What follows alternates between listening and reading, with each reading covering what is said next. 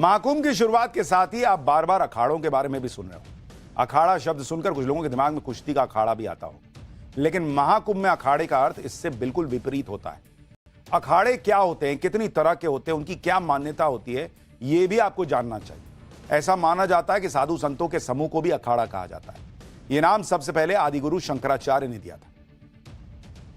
कुछ ग्रंथों के मुताबिक अलख शब्द से ही अखाड़ा शब्द की उत्पत्ति हुई है, जबकि धर्म के कुछ जानकारों के मुताबिक साधुओं के अक्खड़ स्वभाव के चलते इसे अखाड़ा का नाम दिया गया। इन अखाड़ों के साधु आध्यात्मिक शास्त्रों के ज्ञान के साथ साथ शस्त्र विद्या में पारंगत माने जाते हैं। ऐसा माना जाता है कि प्राचीन काल में बौद्ध धर्म के बढ़ते वर्चस्व और मुगलों के आक्रमण से हिंदू धर्म की रक्षा करने के लिए शंकराचार्य ने शस्त्र विद्या में निपुण साधुओं के कुछ संगठन बनाए और इन्हें अखाड़ा नाम दिया। शुरुआत में केवल 4 प्रमुख अखाड़े थे, लेकिन वैचारिक मतभेद की वजह से उनका बंटवारा होता गया और आज 13 प्रमुख अखाड़े बन गए। साल 2019 में जब प्रयागराज में कुंभ का आयोजन हुआ था तो किन्नर अखाड़े को आधिकारिक रूप से शामिल करने के बाद अखाड़ों की संख्या 14 हो गई। कुंभ में इन अखाड़ों की पहचान शाही सवारी, हाथी घोड़े की सजावट, घंटा, नाद, नागा अखाड़ों के कर्तव्यों से होती है। जिस तरह बौद्ध धर्म के भिक्षु जिस स्थान पर इकट्ठे होते हैं उसे मठ कहा जाता है, उसी तरह से अखाड़ों को साधुओं का मठ माना जाता है। आज आपको भारत के अखाड़ों के गौरवशाली परंपरा को भी समझना चाहिए। फिलहाल देश में 14 प्रमुख अखाड़े हैं, जिसमें 7 शैव संप्रदाय के हैं, 3 बैरागी संप्रदाय के हैं, 3 उदासीन संप्रदाय के हैं और 1 किन्नर अखाड़ा हो। ये अखाड़े देखने में एक जैसे लगते हैं, लेकिन इनकी परंपराएं और पद्धतियां बिल्कुल अलग हैं। जैसे शैव अखाड़े वो हैं जो भगवान शिव की भक्ति करते हैं। इसी तरह बैरागी अखाड़े के साधु संत भगवान विष्णु के भक्त होते हैं और तीसरा संप्रदाय उदासीन पंथ कहलाता है। उदासीन पंथ के साधु संत पंचतत्व यानी धरती, अग्नि, वायु, जल और आकाश की उपासना करते हैं। ऐसा कहा जाता है कि शिव सन्यासी संप्रदाय के 7 अखाड़ों में जूना अखाड़ा सबसे बड़ा है और इस अखाड़े में लगभग 5 लाख नागा साधु और महामंडलेश्वर सन्यासी।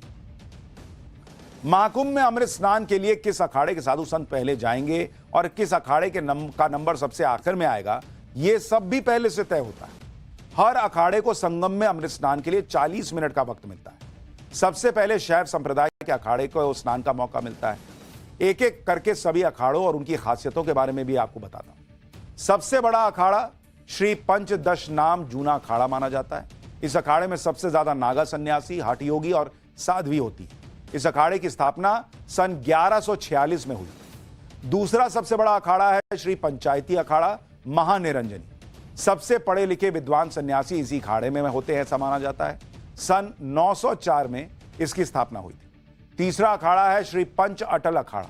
सन 646 में इसकी स्थापना हुई। अखाड़े ने मुस्लिम आक्रांताओं के खिलाफ कई लड़ाइयां लड़ी। चौथा अखाड़ा है श्री पंचायती अखाड़ा महानिर्वाणी, जिसकी स्थापना सन 749 में हुई। ये ऋषि कपिल मुनि को पूजते हैं। सबसे पहले इसी अखाड़े ने महिला मंडलेश्वर को नियुक्त किया था। फिर आता है श्री तपोनिधि आनंद अखाड़ा पंचायत, जो 1856 में बना। सूर्य की पूजा करते हैं। खास बात यह है कि अन्य अखाड़ों की तरह इनके जीवन जीने का कोई फिक्स प्रोटोकॉल नहीं है। ये स्वतंत्रता में विश्वास रखते हैं। अगला अखाड़ा है पंचदश नाम आह्वान अखाड़ा। 547 में इसकी स्थापना। इस अखाड़े के सन्यासी सूर्य को पूजते हैं। माना जाता है कि इस अखाड़े की स्थापना नागाओं ने की। एक अखाड़ा श्री पंचदश नाम पंच अग्नि अखाड़ा भी है। 1192 में स्थापित इस अखाड़े में नागा साधु नहीं होते। मुफ्त शिक्षा और गो सेवा जैसे विषयों पर ये लोग काम करते हैं। 8वां अखाड़ा है श्री दिगंबर अनि अखाड़ा। 1784 में बने इस अखाड़े के अनुयायी भगवान हनुमान को मानते हैं।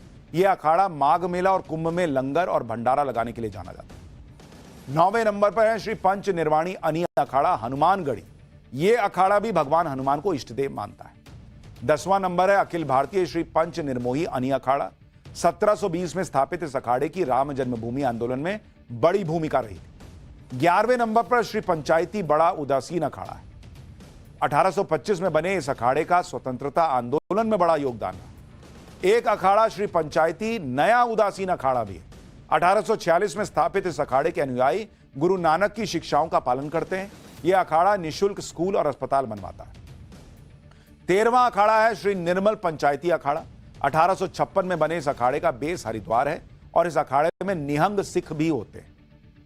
महाकुंभ में तपोनिधि श्री पंचायती आनंद अखाड़े के साधु संतों ने भी अमृत स्नान किया। इस अखाड़े का इतिहास सैकड़ों साल पुराना है। आनंद अखाड़े में संन्यास देने की प्रक्रिया को सबसे कठिन माना जाता है।